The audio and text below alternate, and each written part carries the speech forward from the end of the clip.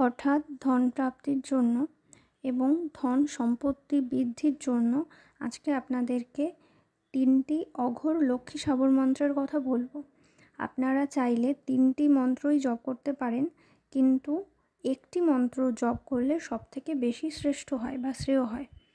এই মন্ত্রগুলির মধ্যে যে মন্ত্রটি আপনাকে বেশি আকৃষ্ট করবে সেই মন্ত্রটিকে ভক্তি সহকারে জপ করলে অবশ্যই আপনারা ফল পাবেন।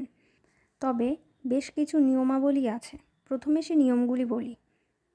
মন্ত্র উচ্চারণ ধীরে করতে হবে, মানে এতটাই আস্তে মন্ত্রগুলি উচ্চারণ করতে হবে যে আওয়াজটা শুধুমাত্র আপনার সেই রুমের মধ্যেই থাকবে, রুমের বাইরে যেন আওয়াজটা না যায়। মন্ত্রটি জপ করার আগে হাতে জল নিয়ে নাম, গোত্র এবং মনস্কামনা বলে প্রথমে সংকল্প করে নিতে হবে। তারপরে গুরু মন্ত্র, গণেশ মন্ত্র এবং ভৈরব মন্ত্রের একটা মালা জপ করতে হবে। তারপরে এই মন্ত্রগুলিকে 33 মালা করে জপ করতে হবে। মন্ত্র জপ সম্পূর্ণ হবার পরে হাতে জল নিয়ে মা লক্ষ্মীর সামনে সমর্পিত করতে হবে।